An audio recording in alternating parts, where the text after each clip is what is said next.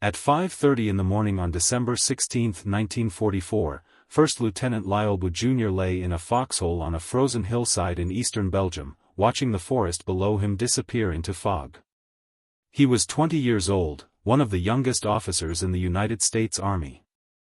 And in less than an hour, he and 17 other American soldiers would face the entire spearhead of Adolf Hitler's last desperate offensive. The hill was called Lanzerath Ridge. It overlooked a small village of the same name, a cluster of stone farmhouses along a single road that led west into Belgium. Behind Bouck, the Ardennes forest stretched toward the Allied lines. In front of him, somewhere in that fog, were the German positions. The temperature had dropped to -15 degrees Celsius overnight. Ice coated the branches of the pine trees.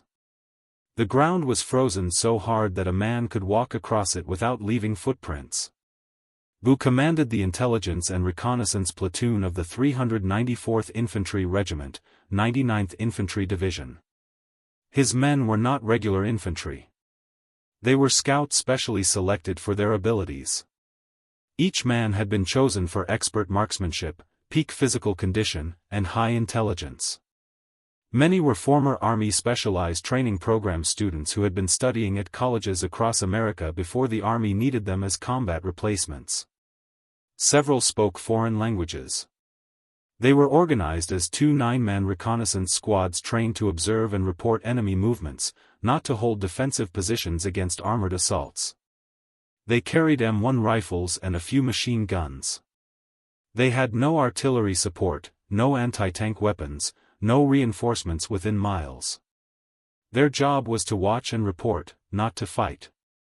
What Bouck did not know, what no one on the Allied side knew, was that the German army had massed over 200,000 soldiers and nearly 1,000 tanks in the forests across the border.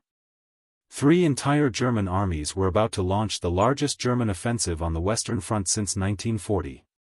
The operation was called Wed Amren, Watch on the Rhine. History would remember it as the Battle of the Bulge.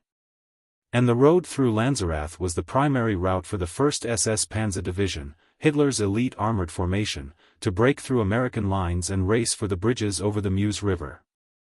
If those bridges fell, the German army could split the Allied forces in two and potentially capture the vital port of Antwerp. 18 Americans stood directly in their path. Lyle Bouck had never expected to be an officer. He had enlisted in the Missouri National Guard at age 14, earning $1 per drill day to help support his 4 siblings during the Depression. He came from a working-class family in St. Louis, Missouri. His father was a carpenter and World War I veteran who moved the family frequently looking for work. College had not been in the plans, but the Army saw something in the young soldier. He was intelligent, capable, and a natural leader. By 16, he had been promoted to supply sergeant. They sent him to officer candidate school at Fort Benning, Georgia, where he graduated 4th in his class of 57 officers on August 25, 1942. He was commissioned as a second lieutenant before turning 19. By the time he arrived in Europe in late 1944, Bouck had been promoted to first lieutenant and given command of the Intelligence and Reconnaissance Platoon. It was an unusual assignment for someone so young. Most platoon leaders in combat units were in their mid-20s. Bouck was barely old enough to vote, but Bouck had earned the respect of his men. He trained alongside them, shared their hardships, never asked them to do anything he would not do himself. The men of the I and our platoon trusted their young lieutenant. That trust would be tested on December 16 in ways none of them could have imagined. The 99th Infantry Division had arrived in Belgium in early November 1944. They were new to combat. The division had been activated at Camp Van Dorn, Mississippi in November 1942 and spent 2 years training in the United States before shipping overseas. Most of the men had never heard a shot fired in anger. They called themselves the Checkerboard Division because of the blue and white checkerboard pattern on their shoulder patches, a design derived from the coat of arms of William Pitt, the British statesman after whom Pittsburgh was named. The division had trained at Camp Maxey in Texas before deploying to Europe. The sector they occupied was considered quiet. The Ardennes was a rest area, a place where battered divisions came to recover and green divisions came to learn the basics of frontline duty. The forest was too dense for major operations, the terrain too difficult for tanks. At least that was what Allied intelligence believed. The same intelligence had made the same assumption in 1940 when German armor smashed through the Ardennes and conquered France in 6 weeks. The German plan for the Ardennes offensive was the brainchild of Adolf Hitler himself.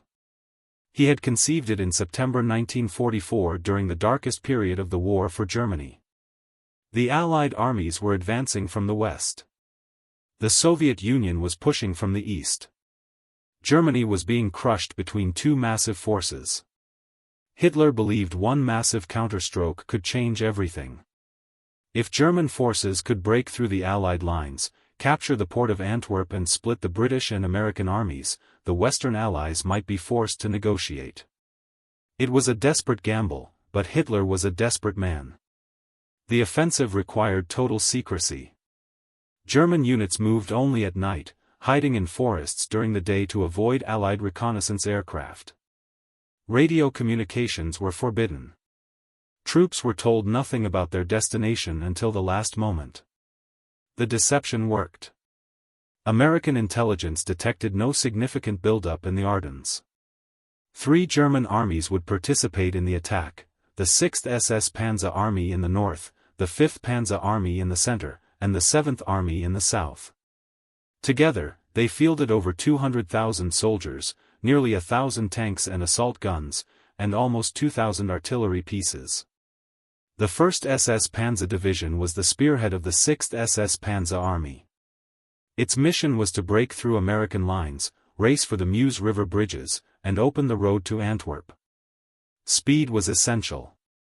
The German army had limited fuel reserves. If the panzers did not capture Allied fuel depots quickly, the offensive would stall. Hitler himself had stressed that the attack must succeed within the first few days or it would fail entirely.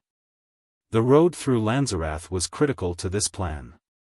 It was one of the few routes through the dense Ardennes forest that could support armored vehicles, tanks, and half-tracks needed solid roads.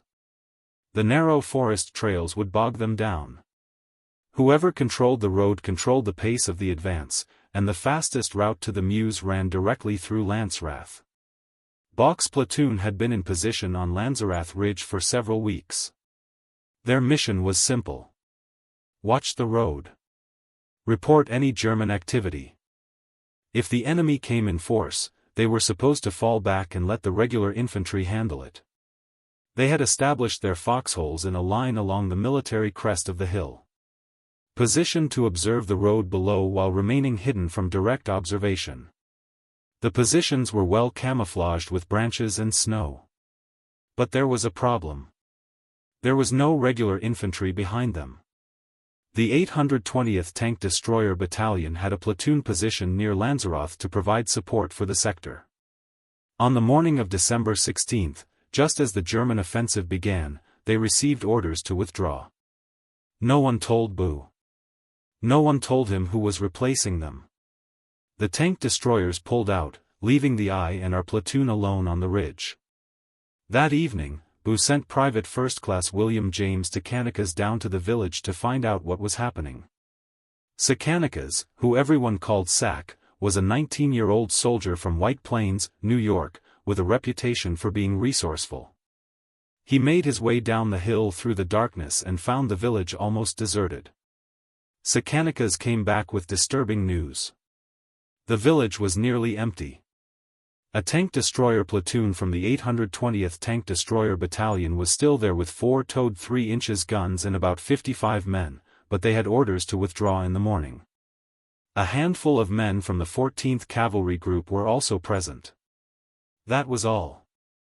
Bunnemental headquarters using the SCR 300 radio.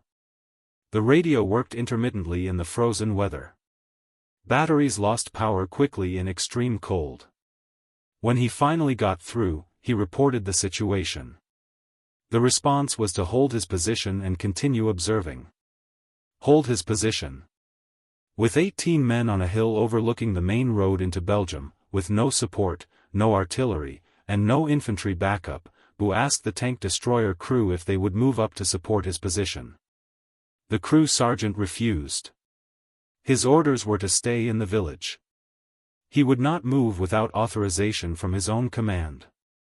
That night, the temperature dropped below -20°C. B's men huddled in their foxholes, wrapped in every piece of clothing they had. They wore their standard issue wool overcoats, over field jackets, over wool shirts. Some had wrapped their feet in burlap sacks to prevent frostbite. The ground was frozen solid. They had dug their positions weeks earlier, but the cold made the earth feel like concrete. Some men could not feel their feet. Others shivered so violently they could not hold their weapons steady. Private First Class Risto Milosvic was one of the soldiers in the platoon. He was 21 years old from East Los Angeles, California. He lay in his foxhole that night listening to the silence. The forest was too quiet, he thought. No animal sounds, no wind, just the creaking of frozen branches and the distant rumble of something he could not identify. It sounded like thunder, but the sky was clear. Sergeant William Slape was the platoon's senior non-commissioned officer. He was an experienced soldier who had been in the army for years.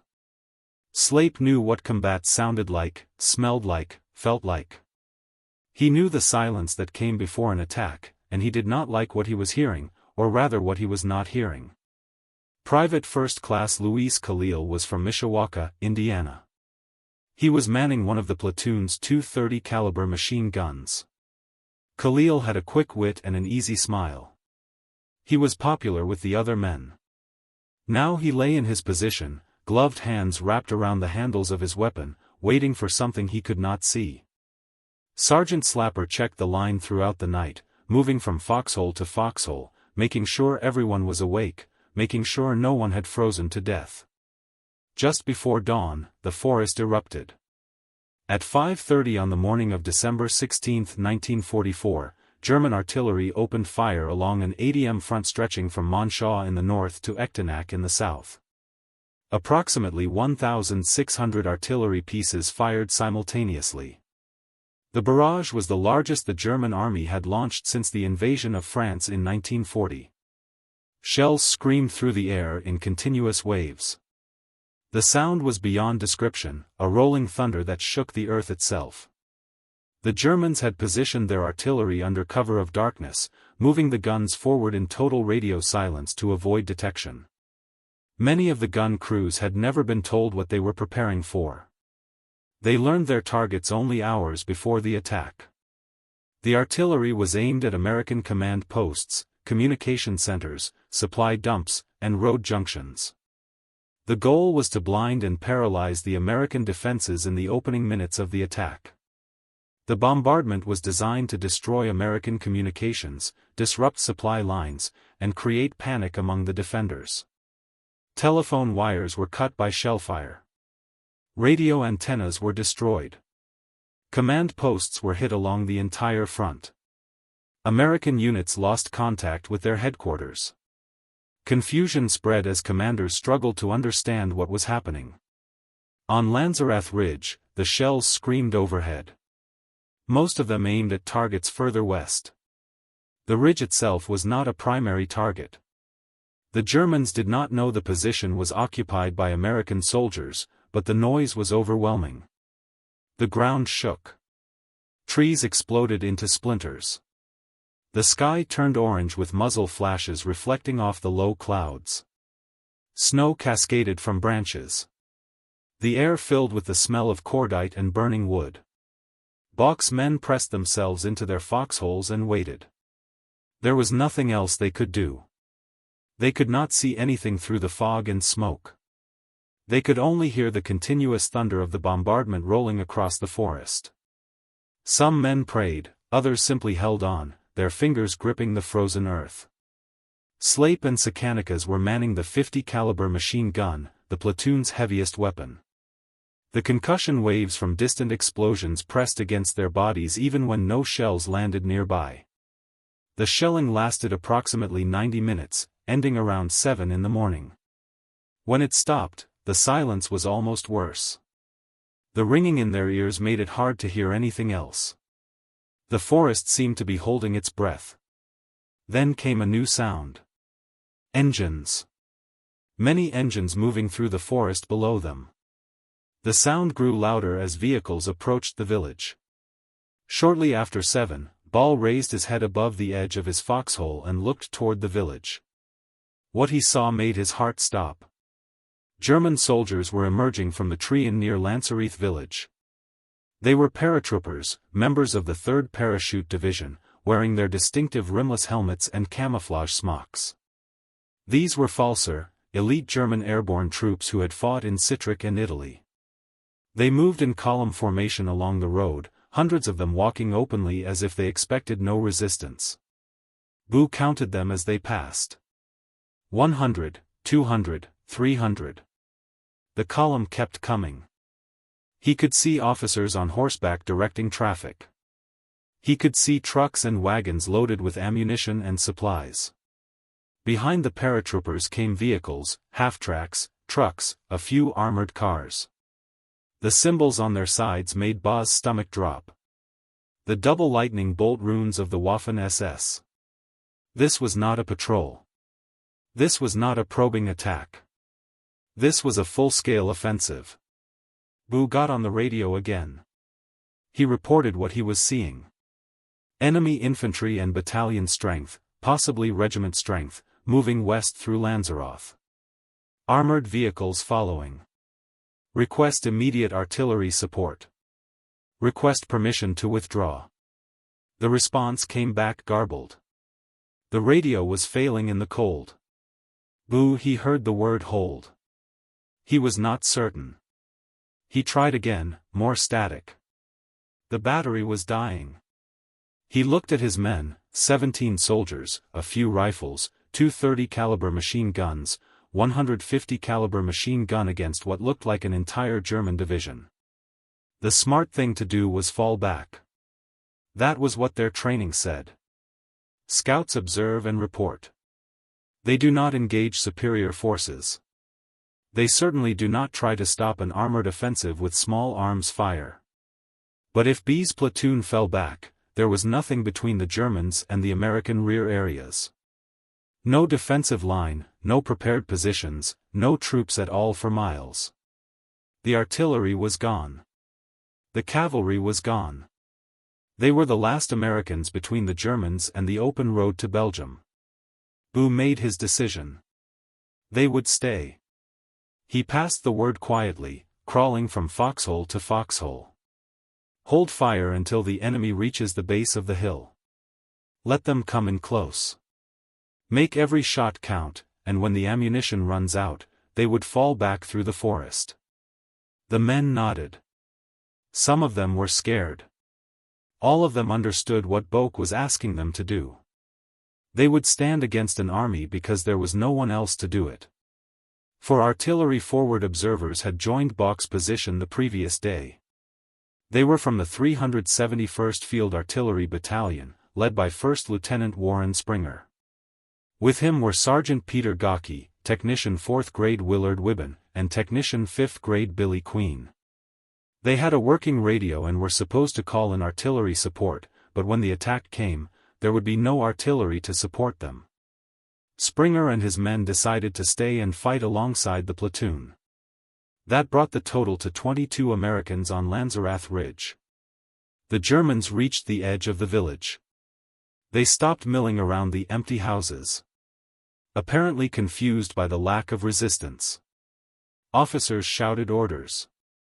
The column began to reorganize. Some paratroopers began searching the buildings. Others sat down to rest, lighting cigarettes. Then a German officer looked up at the ridge. He pointed. He had seen something. Maybe movement. Maybe the glint of a weapon in the morning light. He shouted. The paratroopers began moving up the hill. Boo waited. The first assault came around 10:30 in the morning. The Germans came closer, walking in a loose formation. Rifles at the ready. 200Y, 150Y, 100Y. They were confident. They had seen no opposition. They expected none. He gave the order. Open fire. The two .30 caliber machine guns opened up simultaneously, their reports shattering the morning silence. The .50 caliber joined in a second later, its deeper voice adding to the chorus. Rifles cracked along the length of the platoon's line. 22 Americans fired as one. The effect was devastating. The Germans had been walking uphill in the open, bunched together on the road. The first burst cut down the front ranks like a scythe through wheat. Men fell screaming. Others dove for cover behind trees and rocks. Some tried to run back toward the village only to be cut down in the snow. Khalil swept his machine gun across the German formation, traversing left to right, then back again. The weapon vibrated in his hands, spitting brass casings onto the frozen ground. He could see Germans falling, tumbling down the hillside, their camouflage smock staining red. The first attack broke within minutes. The Germans retreated to the village, leaving their dead and wounded on the slope. The snow was marked with dark shapes that did not move. Boo checked his men. No casualties. Ammunition expenditure was high, but manageable. They had stopped the first assault, but he knew this was only the beginning. The second attack came 30 minutes later. This time, the Germans were more careful.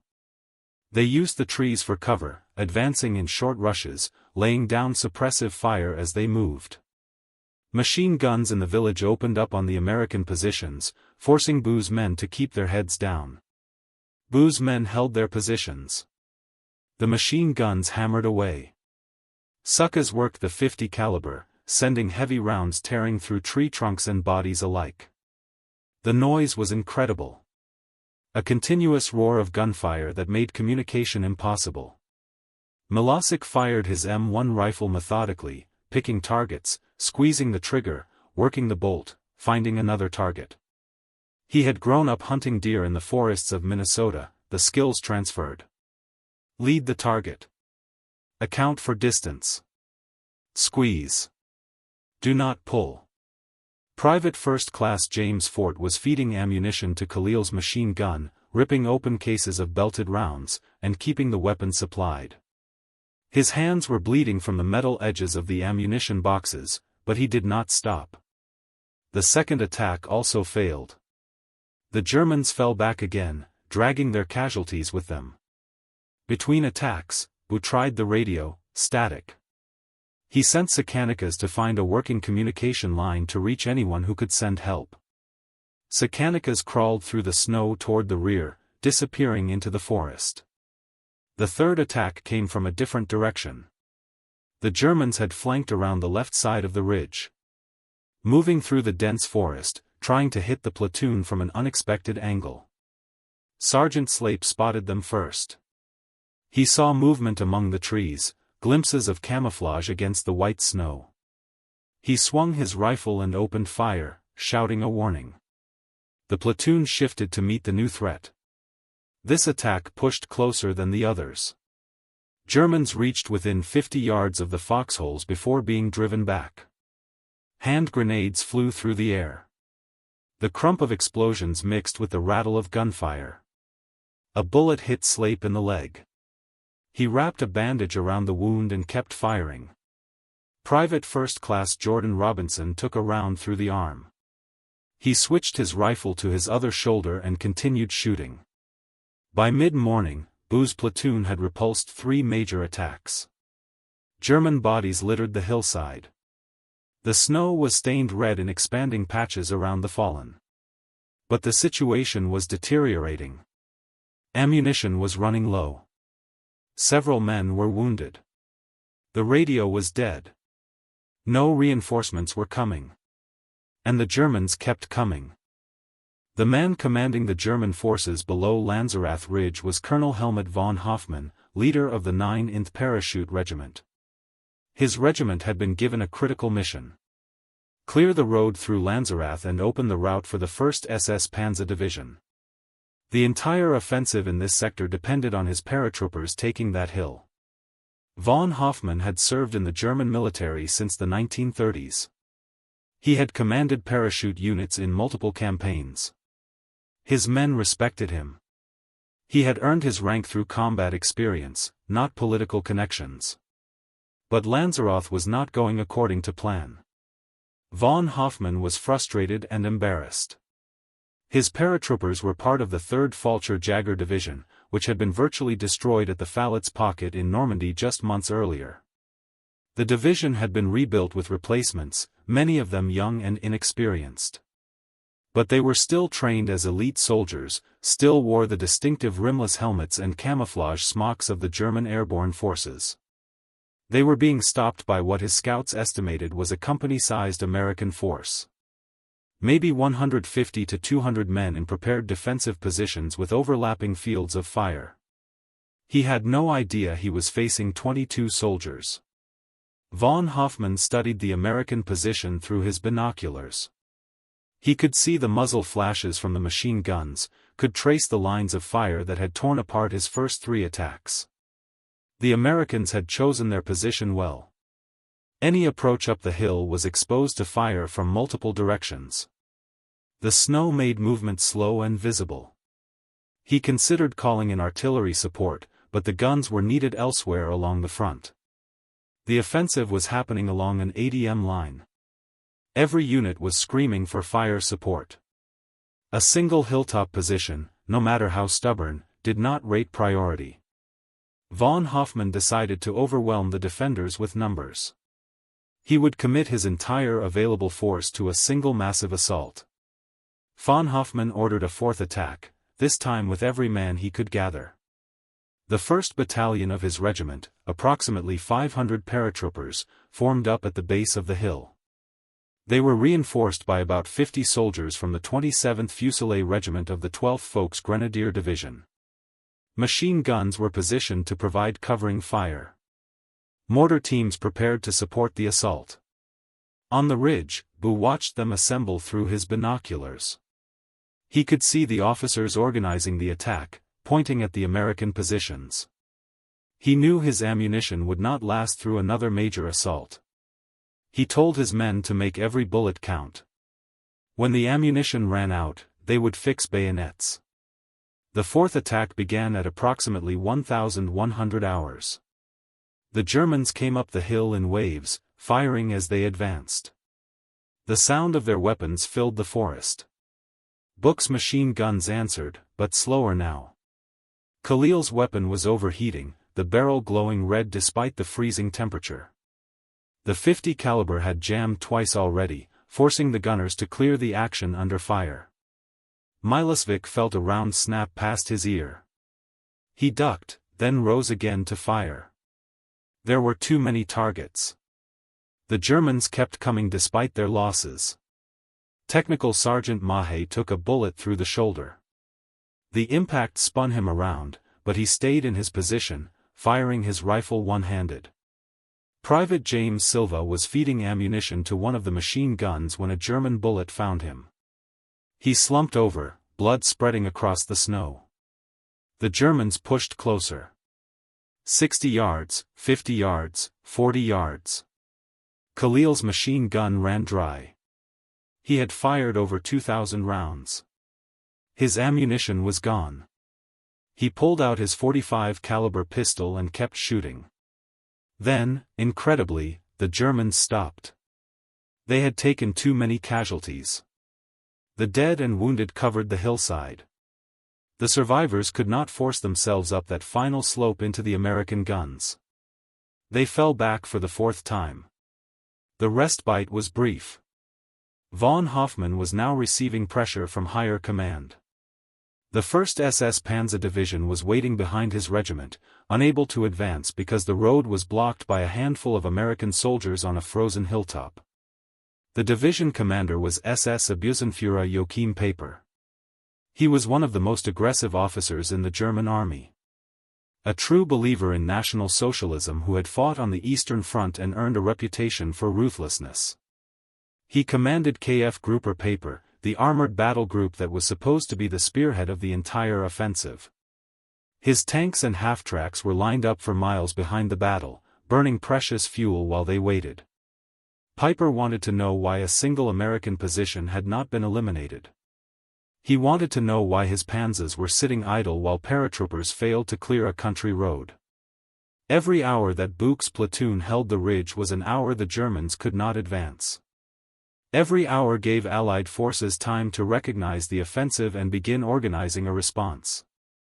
Every hour burned fuel that the Germans could not replace. The fifth attack came in early afternoon. This time the Germans brought up 81 mm mortars. The first shells landed among the foxholes. Earth and ice erupted. Men screamed. The concussion waves slammed through the positions, stunning the defenders. Private First Class Joseph McConnell was hit by shrapnel from a mortar round. The metal tore through his jacket and into his side. He pressed his hand against the wound and kept fighting. The mortar fire continued, walking up and down the ridge in a methodical pattern. The explosions threw up geysers of frozen dirt. Trees shattered into splinters that flew like arrows. The air filled with smoke and the smell of high explosive. Under cover of the barrage, German infantry advanced again. They moved in short rushes, hitting the ground when the mortars paused, then sprinting forward when the fire resumed. Bouck's men kept firing even as shells exploded around them. They had no choice. If they stopped, the Germans would overrun them in minutes. Milosevich felt something hot tear through his jacket. He looked down and saw blood spreading across his chest. The wound was on the right side between his ribs. He could feel blood running down his stomach. He did not tell anyone. He kept shooting. The fighting became hand-to-hand in places.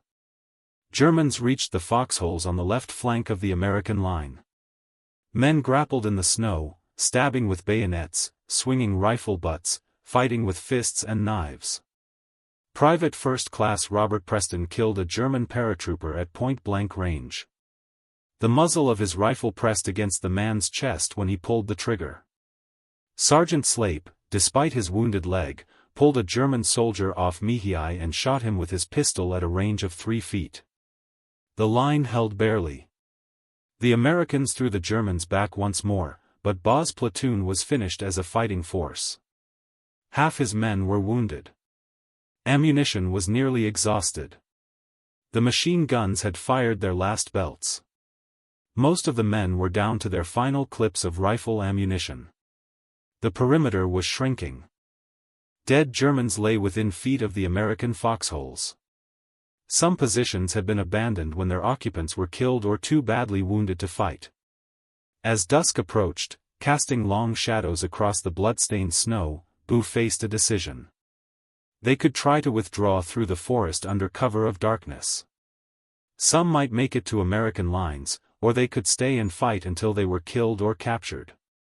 He looked at his wounded men. Silva could not walk. Milosevich was losing blood steadily, his face pale. Mj could barely lift his rifle. Several others were in similar condition. If they tried to withdraw, they would have to leave the wounded behind. The Germans would kill them or leave them to freeze. Bouck would not abandon his men. He made his decision. They would stay. They would fight as long as they could. The final German assault came as dusk fell. This time, approximately 50 German soldiers successfully flanked through the dense woods, approaching the American position from an unexpected angle. The Americans, exhausted and nearly out of ammunition, could not defend against attacks from multiple directions simultaneously. The platoon's ammunition ran out within minutes. Men threw grenades until the grenades were gone. They fired pistols until the pistols were empty. Some fought with bayonets and knives. Bouck was hit multiple times as the Germans overwhelmed his position. A round struck his face, another his leg. He collapsed in his foxhole, bleeding heavily. Artillery observer Billy Queen was killed in the final assault, the only American fatality at Lanzerath. When it was over, every American on Lanzerath Ridge was either dead, wounded, or captured. The Germans moved through the positions, collecting weapons and prisoners.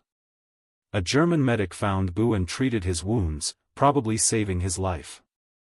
The 18 men of the Intelligence and Reconnaissance Platoon, along with the 4 artillery observers who had fought beside them, had held their position for hours against repeated assaults. They had faced an entire German parachute battalion, approximately 500 soldiers reinforced by additional troops supported by mortars and machine guns. German records indicate that the fighting at Lanzerath cost the attackers 92 total casualties, including 16 killed, 63 wounded, and 13 missing in action. The Americans had inflicted significant losses on a force that outnumbered them more than 20 to 1. But more important than the casualties was the time. The delay caused by Lanzerath was nearly 20 hours. The platoon had held the Germans in place, disrupting the carefully planned German timetable. In military operations, especially offensive ones, timing is everything. An hour of delay can mean the difference between catching an enemy off guard and finding them dug in and ready. 20 hours was catastrophic. During those 20 hours, American commanders finally recognized that a major offensive was underway. The initial reports from the front had been confused and contradictory. Communications were disrupted by the artillery barrage. Entire units had been overrun before they could send word. It took hours for the scope of the attack to become clear. General Dwight Eisenhower, Supreme Allied Commander, was meeting with his staff at Versailles when the first reports arrived. He initially dismissed them as exaggerated. A major German offensive seemed impossible. Where would Hitler get the troops? Where would he get the fuel? By evening, the truth could no longer be denied. This was not a local counterattack. This was a massive offensive involving multiple German armies. Eisenhower released his strategic reserve and ordered reinforcements toward the Ardennes. The 101st Airborne Division began loading onto trucks for the emergency movement to Bonn. The 82nd Airborne followed shortly after. Every hour of delay helped. Every hour gave American forces time to react, to organize, to prepare defensive positions at critical crossroads. The delay at Lanzerath threw the entire German timetable into chaos. KF Grouper paper was supposed to be across the Meuse River by the end of the second day. Instead, Piper did not pass through Lanzerath until after midnight on December 17, nearly 20 hours behind schedule. That 20 hours would prove decisive. The fuel Piper burned, waiting at Lanzerath, could not be replaced. The German army had gambled everything on speed. They did not have enough fuel reserves for a prolonged campaign. Every hour of delay increased the chances that the panzers would run dry before reaching their objectives. The time Piper lost could not be recovered. American units that might have been caught unprepared had hours to dig in. Bridges that might have been captured intact were prepared for demolition. Reinforcements that might have arrived too late had time to reach critical positions. On December 17, the day after Lanzerath, soldiers under Piper's command committed one of the worst atrocities of the European campaign near the town of Malmedy. They captured approximately 150 American soldiers from Battery B of the 285th Field Artillery Observation Battalion.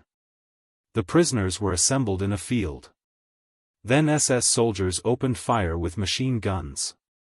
84 Americans were murdered in what became known as the Malmy Massacre. Some prisoners escaped by playing dead. Their testimony would later be used to prosecute those responsible. The massacre sent shock waves through American forces. Word spread quickly along the front. Units that might have considered surrender now fought with renewed determination. The Germans had shown what they would do to prisoners. The only option was to fight. Piper never reached the Meuse River bridges. His battle group ran out of fuel near the town of Laglas on December 24. Surrounded by American forces and unable to move his vehicles, Piper led the survivors out on foot, leaving behind tanks, half-tracks, and artillery. The failure of camp for Piper meant the failure of the entire northern shoulder of the German offensive. Without the spearhead, there could be no breakthrough. The German army had committed its last reserves to the Ardennes. There would be no second chance. The Battle of the Bulge continued until late January 1945. It was the bloodiest battle American forces fought in Europe, with over 19,000 American soldiers killed, over 47,000 wounded, and over 23,000 captured or missing. German losses were even higher, but the German offensive failed. The planned breakthrough to Antwerp never materialized. The bridges over the Meuse remained in Allied hands. Within 4 months of the Ardennes offensive, American troops would cross the Rhine River into Germany itself. None of that would have been certain if the road through Lanzerath had fallen on the morning of December 16. The survivors of Bouck's platoon spent the rest of the war in German prisoner-of-war camps. Their journey into captivity began immediately after the battle. German soldiers marched the wounded Americans down from the ridge and through the village they had defended. Some prisoners could barely walk. Others had to be carried. The Germans interrogated the prisoners that night, trying to determine the strength of American forces in the area. When they learned that the position had been held by just 22 men, some German officers refused to believe it. They assumed the Americans were lying, that reinforcements must have arrived during the battle. The truth seemed impossible. Bouck himself was badly wounded. The bullet that struck his face had damaged his jaw. Another wound in his leg made walking difficult. A German medical officer treated his wounds roughly but effectively, stopping the bleeding and preventing infection. The prisoners were transported east by truck, then by train, moving deeper into Germany as the front lines shifted. They traveled in cattle cars with no heat, little food, and minimal medical care. Some men developed frostbite during the journey. Others succumbed to infections from untreated wounds. Bouck was held at Stalag 13D near Nuremberg, then transferred to Stalag 7A at Moosburg. As the American armies advanced, the camps were overcrowded and undersupplied. Prisoners received minimal rations. Disease spread quickly. Many men lost significant weight. Bouck was liberated by American forces in April 1945. Weighing less than 120 pounds. He had lost nearly 50 pounds since his capture. Milosevic survived his chest wound. German medics extracted the bullet in a field hospital before sending him to AP camp.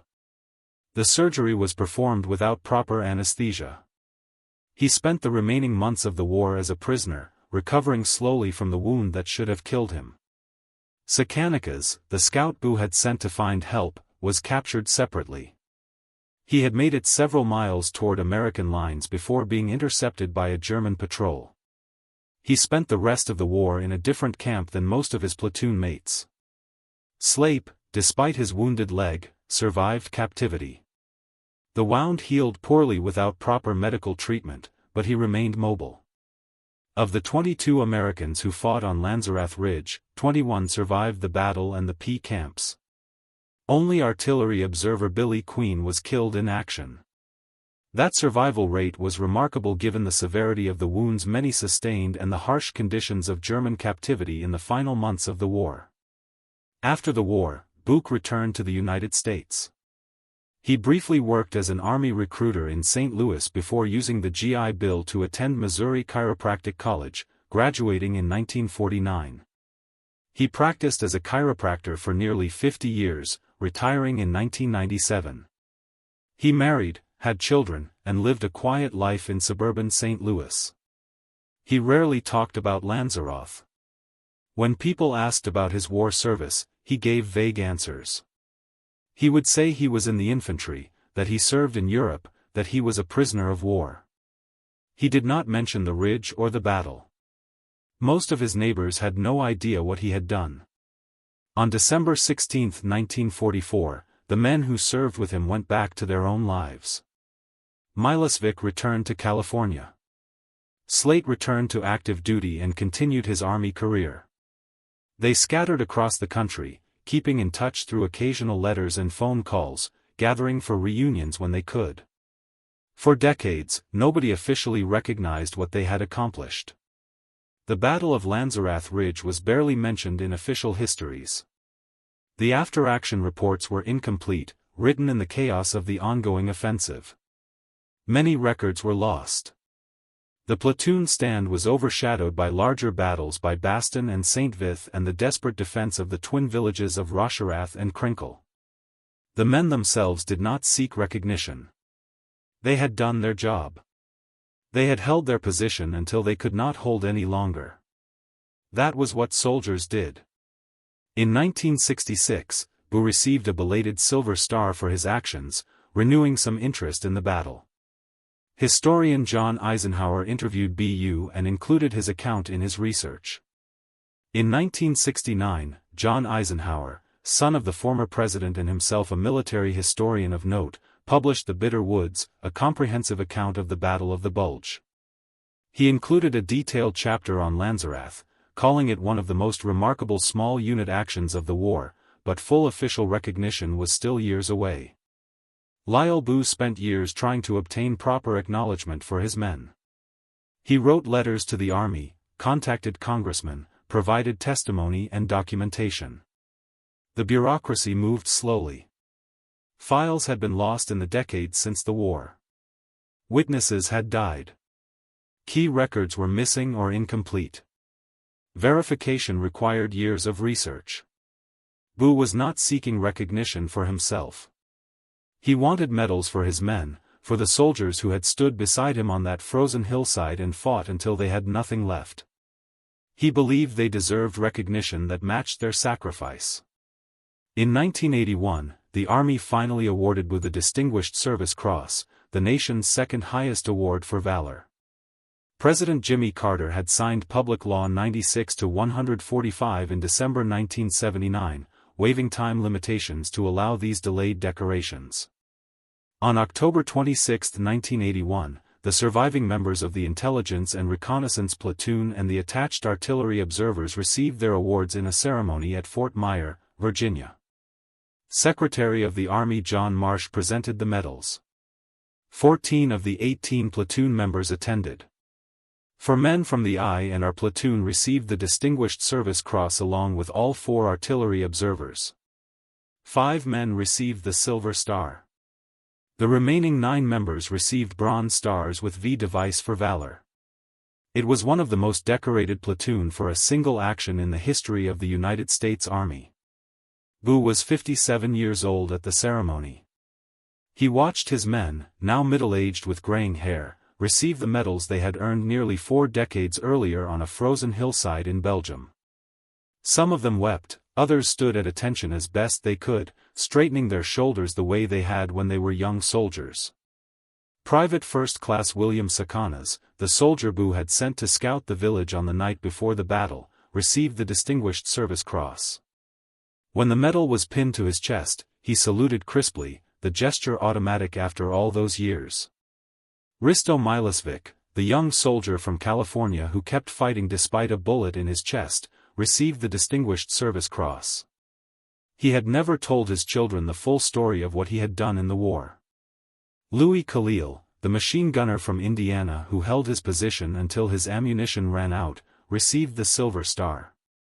He had worked for years after the war, never mentioning his combat service to colleagues. Not all the platoon members lived to see the ceremony. Several had died in the intervening decades, their service still unrecognized at the time of their deaths. Their medals were presented posthumously to children and grandchildren who had never known the full story. After the ceremony, a reporter asked Bouck why he had stayed on the ridge when retreat was clearly the safer option. Bouck thought for a moment before answering. His voice was quiet but steady. There was nobody behind us. He said, if we left, the Germans would have had a clear road all the way to the Moose. We were the only thing in their way. We were all that stood between them and the rear areas. He paused, his eyes distant, seeing something nearly 40 years in the past. Those were my men, he said. I could not ask them to do something I would not do myself and I could not leave them behind. Lyle Bouck Jr. died on December 2, 2016 at the age of 92. He died of pneumonia at his home in Sunset Hills, Missouri. He was buried at Sunset Memorial Park in Afton, Missouri, choosing the family plot over Arlington National Cemetery for which he qualified. His obituary mentioned his Distinguished Service Cross. It mentioned his service in World War II as the commander of an Intelligence and Reconnaissance Platoon. It mentioned that he led the most decorated platoon for a single action in Army history. What it could not fully capture was the weight of that morning over 70 years earlier when a 20-year-old lieutenant looked at a German army coming up a hill and decided to stand and fight because there was no one else left to do it. Every year on December 16, a small ceremony is held at Lanzerath Ridge. Belgian villagers and American visitors gather at the memorial that marks the site of the platoon's foxholes. American flags fly alongside Belgian flags. The names of the 22 soldiers who fought there are read aloud in the cold morning air. The people of Lanzerath have never forgotten what the Americans did for them. For decades, they have maintained the memory of the battle and welcomed the families of those who fought there. The forest has grown back over the shell craters. The foxholes have filled in with decades of fallen leaves and forest debris. The road is paved now, lined with modern houses. Cars drive past without stopping. Most of the drivers have no idea what happened there. But if you walk up the ridge from the village, following the path the German paratroopers took that December morning, you can still see the terrain that gave the Americans their advantage. You can understand why 22 men were able to hold off hundreds for so many hours. The ground itself helped them fight. But the hill remembers and the village remembers and the families of the men who fought there remember. Sergeant William Slate stayed in the Army after the war. He served in Vietnam and retired as a command sergeant major in 1969. He always said Lanzerath was the worst day of his life and the proudest. Risto Milosvic returned to California after the war. He rarely spoke of the war, but he kept a small box of photographs and letters from his Army days. His children found it after he died in November 2011. Among the photographs was a faded image of a young soldier standing in snow smiling at the camera. On the back was written, Lanzerath, Belgium, December 1944. The memorial at Lanzerath, dedicated on May 12, 2005, bears a brass plaque. It reads, "Uncommon valor was a common valor. In honor and memory of all soldiers who fought here, December 16, 1944.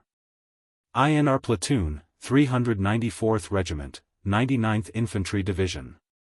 That is how wars are won. Not only through grand strategies and decisive battles, but through small groups of soldiers who refuse to give ground when everything tells them they should run.